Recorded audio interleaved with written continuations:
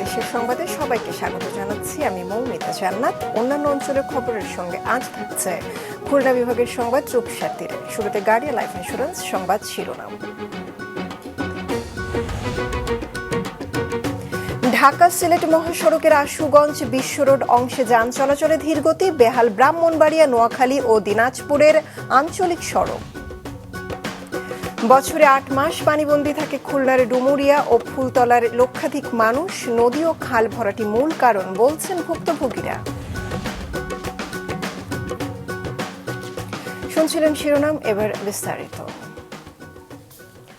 ঢাকা সিলেট মহাসড়কের ব্রাহ্মণবাড়িয়া অংশে ধীর গতিতে চলছে গাড়ি। সকালেও এই অংশে ছিল তীব্র যানজট, এতে ভোগান্তি বহন যাত্রী ও চালকেরা। হাইওয়ে পুলিশে জানিয়েছে, বিশ্ব রোড মোড়ে সংস্কার কাজ চলমান থাকায় যানজট না থাকলেও গাড়িগুলো খুবই ধীর গতিতে যাচ্ছে। কোনো অবস্থাতেই যেন যানজট না লাগে সেজন্য মন্ত্রণালয়ের নির্দেশনা অনুযায়ী বিরামহীন কাজ করে যাচ্ছে হাইওয়ে পুলিশ। গতকাল সড়ক পরিবহন উপদেষ্টা প্রকৌশলীদের কাজে কোনো গাফিলতি পেলে সাথে সাথে ব্যবস্থা নেওয়ার নির্দেশ দিয়েছে। উপদেষ্টার নির্দেশনা পেয়ে আজ থেকে সড়ক ও সেতু মন্ত্রণালয়ের 12 কর্মকর্তা ঢাকায় অফিস না করে ঢাকা সিলেট মহাসড়কের দায়িত্ব পালন করছেন।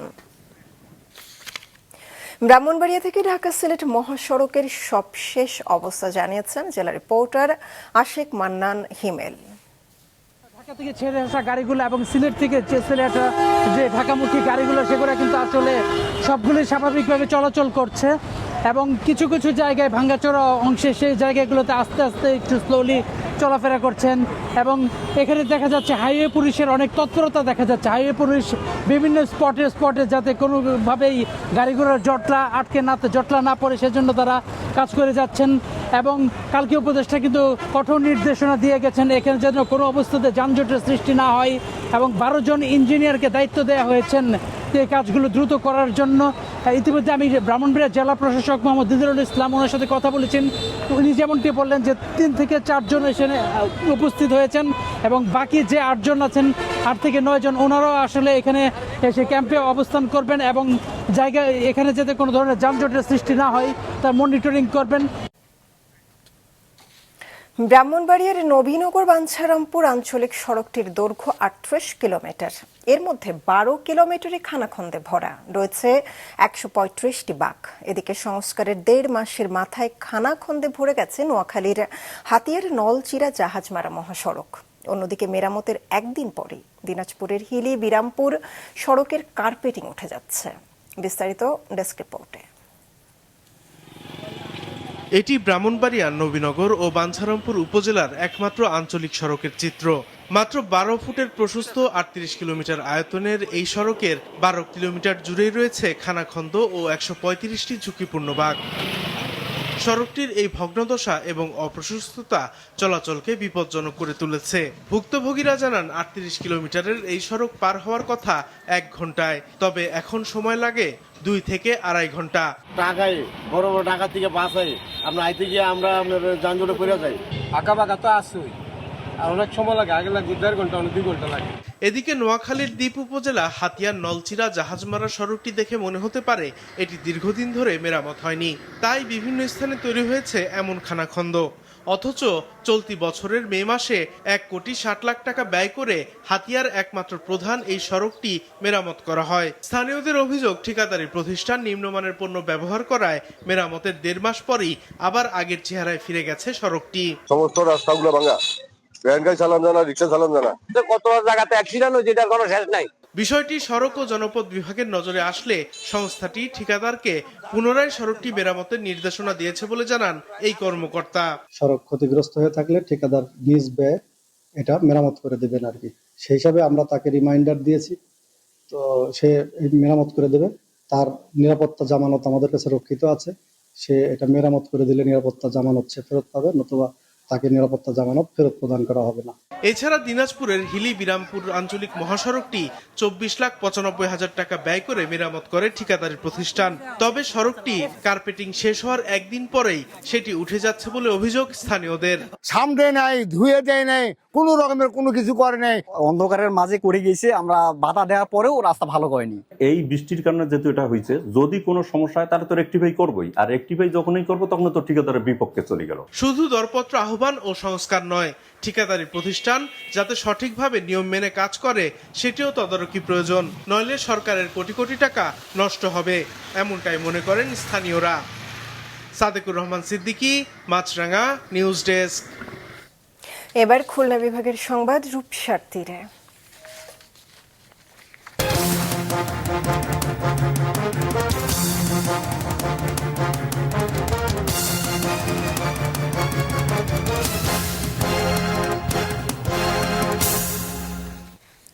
পানি নিষ্কাশনের নদী ও খাল ভরাট হয়ে পড়ায় বছরে 6 থেকে 8 মাস পানিবন্দী থাকতে হচ্ছে খুলনার ডুমুরিয়ার ও ফুলতলা উপজেলার অর্ধশতাধিক গ্রামের লক্ষাধিক মানুষকে। স্থানীয়রা স্থায়ী সমাধানের দাবি জানালেও গেল কয়েক দশকে স্থায়ী প্রকল্প না নেওয়ায় প্রতি বছর বাড়ছে জলমগ্ন এলাকার পরিধি। মোস্তফা জামালের রিপোর্ট। কৃষ্ণনগর সরকারি প্রাথমিক বিদ্যালয় খুলনার ডুমুরিয়া উপজেলার একটি স্বনামধন্য শিক্ষা প্রতিষ্ঠান।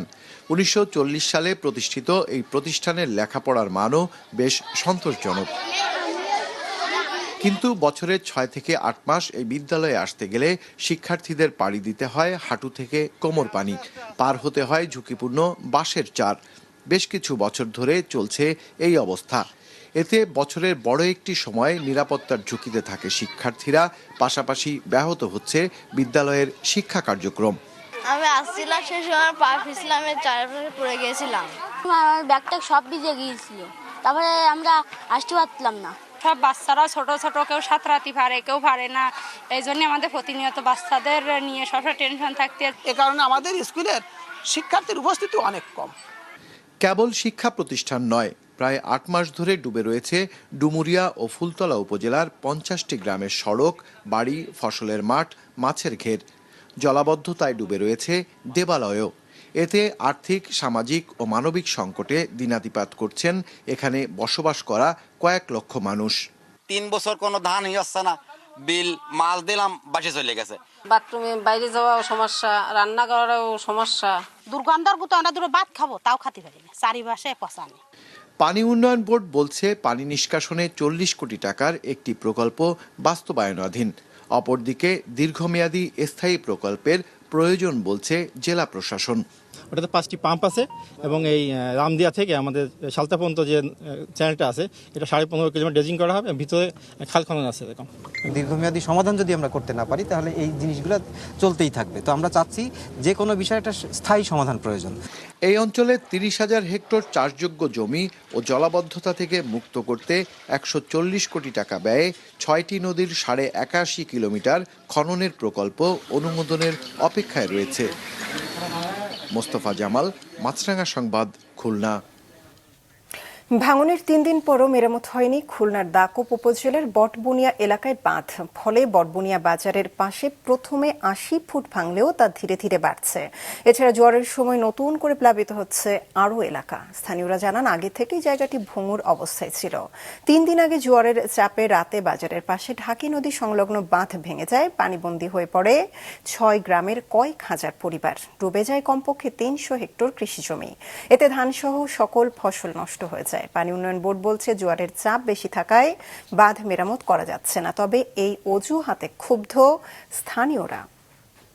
এখানে ভাঙনের মুখে যত ঘর বাড়ি আছে সব তোলাই গেছে, বাচ্চা কাচ্চারা যে কি কষ্টে জীবন যাপন করতেছে এখানকার স্থানীয় মানুষরা বুঝতেছে। যা কিছু ছিল একদম হাঁস মুরগির দুটো যা কিছু মানে সব কিছু একদম ক্লিয়ার পরিষ্কার একদম। অতটুকু জায়গা এতো এই কায়দায় এতদিন লাগে না মানতে। ওই জোয়ারের সময় কিছু বালি ফেলাচ্ছে, ফেলাই দেখার বাসা নিয়ে যাচ্ছে। খুলনার খালিশপুরে পারিবারিক দ্বন্দ্বের জেরে সবুজ নামে এক ব্যক্তিকে কুপিয়ে হত্যা করেছে সন্ত্রাসীরা। সকাল 11টার দিকে খালিশপুর হাউজিং এলাকায় এ ঘটনা ঘটে। স্থানীয়রা জানান, নিহত সবুজের সাথে তার শালিকা নাজমা ও তার ছেলেদের দীর্ঘদিন ধরে পারিবারিক বিরোধ চলছিল। সকালে সবুজ বাজারে যাওয়ার সময় নাজমা ও তার ছেলেরা ধারালো অস্ত্র দিয়ে সবুজের উপর হামলা চালায় বলে অভিযোগে জানা যায়। স্থানীয়রা রক্তাক্ত অবস্থায় তাকে উদ্ধার করে খুলনা মেডিকেল কলেজ হাসপাতালে নিলে চিকিৎসকরা তাকে মৃত ঘোষণা করেন। খালিশপুর থানার ওসি মীর আতাহার আলী জানান, ঘটনাস্থল পরিদর্শন করেছে পুলিশ। কর্মক্ষেত্রে নিরাপত্তা সহ 8 দফা দাবিতে কর্মবিরতি পালন করছে খুলনা মেডিকেল কলেজ হাসপাতালের ইন্টার্ন চিকিৎসকরা। দুপুর 2টা থেকে সন্ধ্যা 6টা পর্যন্ত এই কর্মবিরতি পালন করা হয়। ইন্টার্ন চিকিৎসকদের সংগঠনের সভাপতি ডাক্তার আল আমিন জানান, গত রাতে সার্জারি ওয়ার্ডে এক ইন্টার্ন চিকিৎসকের উপর হামলা করে রোগীর স্বজনেরা। এই ঘটনার প্রতিকার ও দোষীদের শাস্তির দাবি হাসপাতাল প্রশাসনকে জানানো হয়, কিন্তু আজ দুপুর পর্যন্ত এই বিষয়ে প্রশাসন কোনো পদক্ষেপ না নেওয়ায় কর্মবিরতিতে যান ইন্টার্ন চিকিৎসকরা। দ্রুত হামলাকারীদের আইনের আওতায় আনা না হলে দীর্ঘমেয়াদী কর্মসূচি ঘোষণা করা হবে বলে হুঁশিয়ারি দেন তারা। ওমানে ভয়াবহ সড়ক দুর্ঘটনায় 7 প্রবাসী বাংলাদেশের মৃত্যুর ঘটনায় চট্টগ্রামের সন্দ্বীপ উপজেলায় চলছে শোকের মাতম। নিহতদের 5 জন সন্দ্বীপের সারিকাত ইউনিয়নের এবং বাকি 2 জন মাইট ভাঙা ও রহমতপুর ইউনিয়নের। বিস্তারিত জানাচ্ছেন মোহসেনাত শিহাব।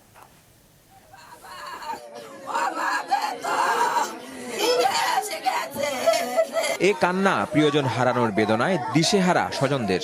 অশ্রু যেন বাঁধ মানছে না তাদের। বুধবার মধ্যপ্রাচ্যের দেশ ওমানে ভয়াবহ সড়ক দুর্ঘটনায় নিহত হন 7 প্রবাসী। সাগর থেকে মাছ ধরে ঘরে ফিরছিলেন তারা। পথে দুখুম সিদ্দা নামক এলাকায় গাড়ি নিয়ন্ত্রণ হারানোয় ঘটে দুর্ঘটনা। এ ঘটনায় সন্দ্বীপ ঢেকে গিয়েছে শোকের চাদরে। পরিবারের অভাব মেটাতে নিজের সুখ স্বাচ্ছন্দ্য বিসর্জন দিয়ে দূর প্রবাসে গিয়েছিলেন যে তরতাজা মানুষগুলো, তারাই এখন ফিরবেন নিথর মরদেহ হয়ে।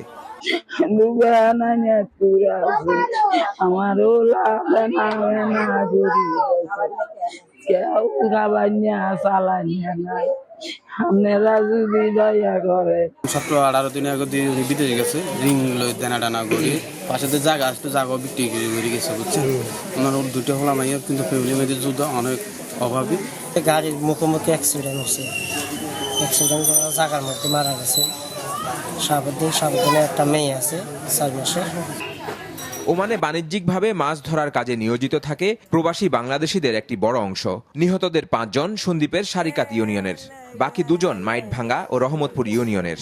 সরকার ও প্রশাসনের কাছে স্বজনদের দাবি, দ্রুততম সময়ে যেন তাদের মরদেহ দেশে আনার ব্যবস্থা করা হয়। আমাদের একটা আবেদন থাকবে সরকারের প্রতি, জবাবি লোকগুলো মারা গেছে, এনে কিছু সরকারের পক্ষ থেকে কিছু অনুদান আসে এবং দ্রুত যেন আমাদের সন্দ্বীপের এই লাশটা যেগুলো দ্রুত চলে আসে। নিহতরা হলেন জুয়েল, আমিন মাঝি, শাহাবুদ্দিন, রনি, বাবলু, রকি ও আরজু। ওমানের দুখুম পুলিশ দুর্ঘটনার কারণ তদন্ত করছে বলে জানা গেছে। মোহসেনাত শিহাব, মাছরাঙা সংবাদ, চট্টগ্রাম।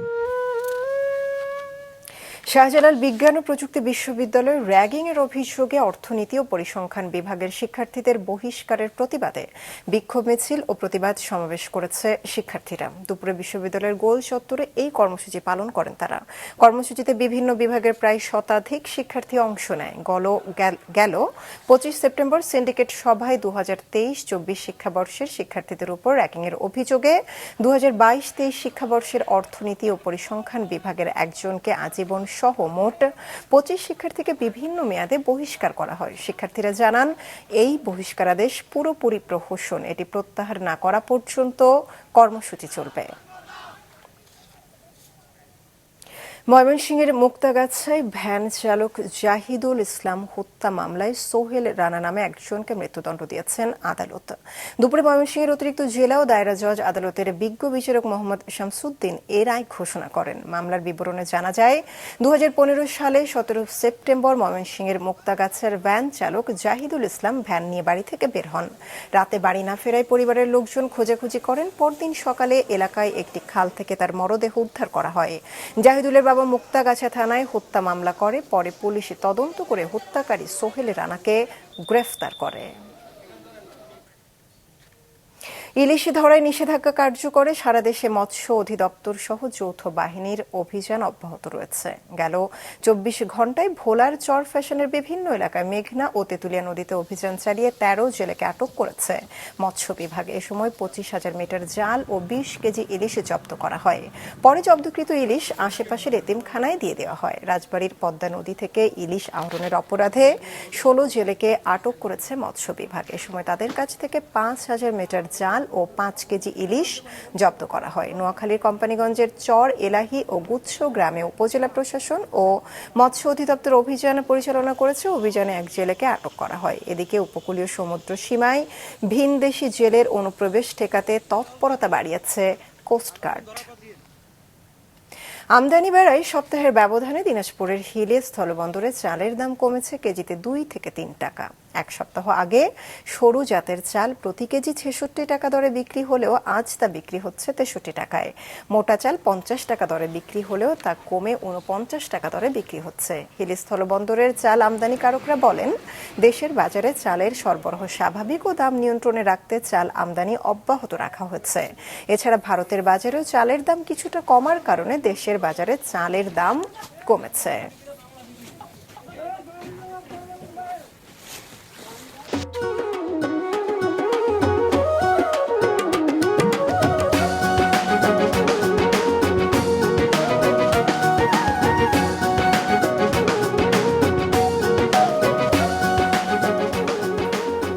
আবার আমন্ত্রণ মাছরাঙা দেশের সংবাদে।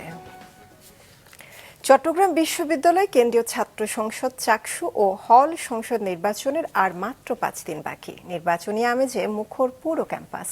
প্রচারে ব্যস্ত হয়ে উঠেছেন প্রার্থীরা। ভোটারদের আকৃষ্ট করতে অবলম্বন করছেন অভিনব সব কৌশল। প্রার্থীদের সৃজনশীলতা ফুটে উঠছে প্রচারপত্রে। সকাল থেকে রাত পর্যন্ত বিশ্ববিদ্যালয়ের বিভিন্ন স্থানে লিফলেট হাতে ছুটছেন তারা। নির্বাচনকে ঘিরে প্রার্থীরা ঘুরে বেড়াচ্ছেন এক অনুষদ থেকে আর এক অনুষদ। বাদ যাচ্ছে না ক্যাফেটেরিয়া কিংবা ক্যান্টিনও। যেখানে শিক্ষার্থীদের দেখা মিলছে, করছেন কুশল বিনিময়, চাইছেন ভোটারদের ভোট ও দোয়া, শুনছেন ভোটারদের নানা প্রত্যাশার কথাও। ৩৫ বছর পর অনুষ্ঠিতব্য চাকসু ও হল সংসদ নির্বাচনে এবার ৯০৮ জন প্রার্থী প্রতিদ্বন্দ্বিতা করছেন। এর মধ্যে কেন্দ্রীয় সংসদে প্রতিদ্বন্দ্বিতা করবেন ৪১৫ জন। আগামী ১৫ অক্টোবর অনুষ্ঠিত হবে চাকসু নির্বাচন। জামালপুরে ১১ বছরের শিশুকে ধর্ষণের দায়ে অভিযুক্ত সিদ্দিকুর রহমান সিদ্দিকের দৃষ্টান্তমূলক শাস্তির দাবিতে মানববন্ধন ও সড়ক অবরোধ কর্মসূচি পালন করেছে শিক্ষার্থী ও এলাকাবাসী। দুপুরে শহরের দড়িপাড়া বাইপাস মোড় এলাকায় এ কর্মসূচি পালন করা হয়। মানববন্ধনের কারণে জামালপুর টাঙ্গাইল মহাসড়কে প্রায় ১ ঘন্টা যান চলাচল বন্ধ থাকে। এতে ভোগান্তিতে পড়েন পথচারীরা। কর্মসূচি থেকে বক্তারা বলেন, গত ২৭ সেপ্টেম্বর দড়িপাড়া এলাকায় ওই শিশুকে ঘরে একা পেয়ে ধর্ষণ করেন অভিযুক্ত সিদ্দিকুর রহমান সিদ্দিক। এ ঘটনায় জামালপুর থানায় একটি মামলা দায়ের করা হলেও পুলিশ এখন পর্যন্ত তাকে গ্রেফতার করতে পারেনি। আগামী ২৪ ঘন্টার মধ্যে অভিযুক্ত সিদ্দিককে গ্রেফতার করা না হলে কঠোর কর্মসূচির হুঁশিয়ারি দেন বক্তারা। আগামী ১২ থেকে ৩০ অক্টোবর সারা দেশে জেলা ও উপজেলা পর্যায়ে ৯ থেকে ১৫ মাস বয়সী শিশুদের টাইফয়েড টিকা দেওয়া হবে। এ উপলক্ষে দেশের বিভিন্ন জেলায় সচেতনতামূলক প্রচার সহ নানা কার্যক্রম পরিচালনা করছে স্বাস্থ্য অধিদপ্তর। পাবনায় জেলা তথ্য অফিসের আয়োজনে গণমাধ্যম কর্মীদের নিয়ে অনুষ্ঠিত হয়েছে টাইফয়েড টিকাদান ক্যাম্পেইন। এতে বক্তারা টাইফয়েডের টিকার গুরুত্ব তুলে ধরেন। একইভাবে নড়াইল, চাঁদপুর, বাগেরহাট, মুন্সিগঞ্জে গণমাধ্যম কর্মীদের সাথে নিয়ে অনুষ্ঠিত হয়েছে টাইফয়েড টিকাদান ক্যাম্পেইন। এদিকে লক্ষ্মীপুরে জেলা প্রশাসনের সম্মেলন কক্ষে আয়োজিত এক মতবিনিময় সভায় জেলা প্রশাসক রাজীব কুমার সরকার জানিয়েছেন, এবার লক্ষ্মীপুরে বিভিন্ন শিক্ষা প্রতিষ্ঠানে ৬,৩০,০০০ টিকা দেওয়া হবে। টাইফয়েড টিকাদান কর্মসূচির প্রচারে গণমাধ্যম কর্মীদের সহায়তা চেয়ে মতবিনিময় সভা করেছেন নরসিংদীর জেলা প্রশাসক। একইভাবে মতবিনিময় সভা হয়েছে মানিকগঞ্জেও। নওগাঁর রানীনগর ও সাপাহার উপজেলার পৃথক স্থান থেকে ২ জনের মরদেহ উদ্ধার করেছে পুলিশ। সকালে রানীনগর উপজেলার পারিল গ্রাম থেকে যুবকের মরদেহ ও সাপাহারে বাড়ি থেকে নিখোঁজের ২৪ ঘন্টা পর নুরুল ইসলাম নামে এক বৃদ্ধের হাতমা বাঁধা মরদেহ উদ্ধার করা হয়েছে। এদিকে গতরাতে সিরাজগঞ্জ সদর উপজেলার শিয়ালকোট ইউনিয়নের দিয়ার কালিয়া গ্রামের মঞ্জুর আলম নামের এক যুবককে কুপিয়ে হত্যা করেছে দুর্বৃত্তরা। লালমনিরহাটে নির্বাচনের আগে তিস্তা মহাপরিকল্পনার কাজ শুরুর দাবিতে গণমিছিল ও গণসমাবেশ অনুষ্ঠিত হয়েছে। জাগো বাহে তিস্তা বাঁচাই স্লোগানে তিস্তা নদী রক্ষা আন্দোলনের আয়োজনে বিকেলে শুরু হওয়া গণমিছিলে তিস্তা পাড়ের কয়েক হাজার নারী পুরুষ অংশ নেন। মিছিলটি প্রায় 1.5 কিলোমিটার সড়ক প্রদক্ষিণ করে হাতিবান্ধা SS সরকারি উচ্চ বিদ্যালয় মাঠে গিয়ে শেষ হয়। পরে সেখানে গণসমাবেশ করেন তারা। এ সময় বক্তারা আগামী সংসদ নির্বাচনের তফসিল ঘোষণার আগেই তিস্তা মহাপরিকল্পনার আওতায় কাজ শুরুর দাবি জানান। অবিলম্বে তিস্তা মহাপরিকল্পনার কাজ শুরু করা না হলে কঠোর আন্দোলনের হুঁশিয়ারি দেন বক্তারা। ফরিদপুরের মুন্সিবাজারে বিভিন্ন স্থানে স্থায়ী বসতি গড়া বেদে সম্প্রদায়ের মানুষ জড়িয়ে পড়েছে ভিক্ষাবৃত্তি ও ছিনতাইয়ের মতো অপরাধে। বেদে সম্প্রদায়ের মানুষকে সমাজের মূল ধারায় আনতে সব ধরনের সহযোগিতার আশ্বাস উপজেলা নির্বাহী কর্মকর্তার। ফরিদপুর জেলা রিপোর্টার জাহিদুর রহমানের পাঠানো তথ্য ছবিতে ডেস্ক রিপোর্ট।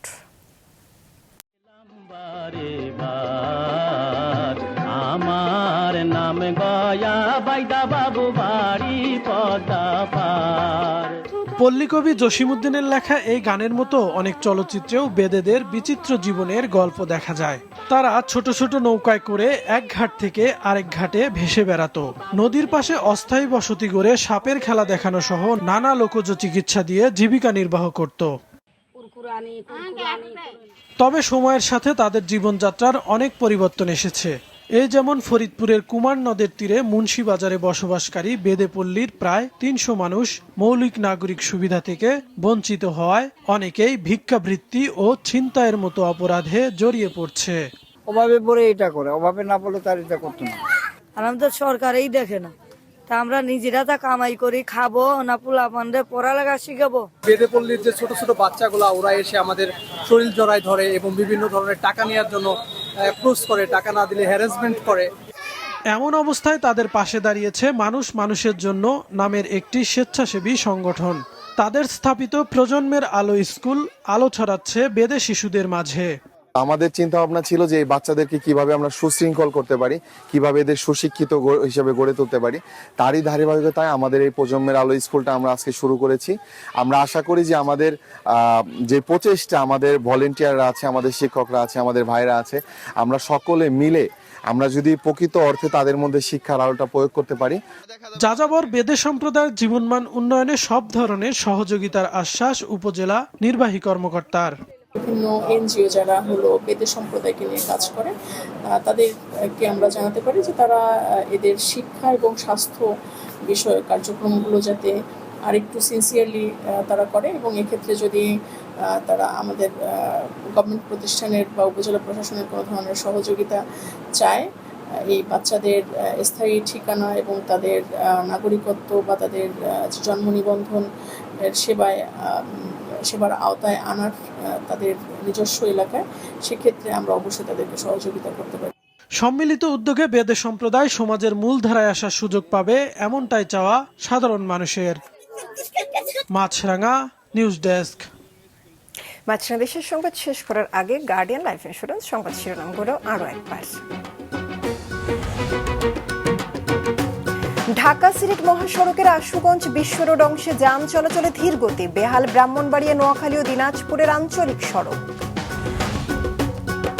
বছরে 8 মাস পানিবন্দী থাকে খুলনার ডুমুরিয়া ও ফুলতলার লক্ষাধিক মানুষ। নদী ও খাল ভরাটি মূল কারণ বলছেন ভুক্তভোগীরা। ওমানে ভয়াবহ সড়ক দুর্ঘটনায় 7 জনের মৃত্যুতে সন্দ্বীপে শোকের মাতম, দ্রুত মরদেহ দেশে আনার ব্যবস্থার দাবি স্বজনদের। এই ছিল এখনকার মতন। আমাদের পরবর্তী আয়োজন নিউজ শো সন্ধ্যা 6টায় দেখার আমন্ত্রণ রইল।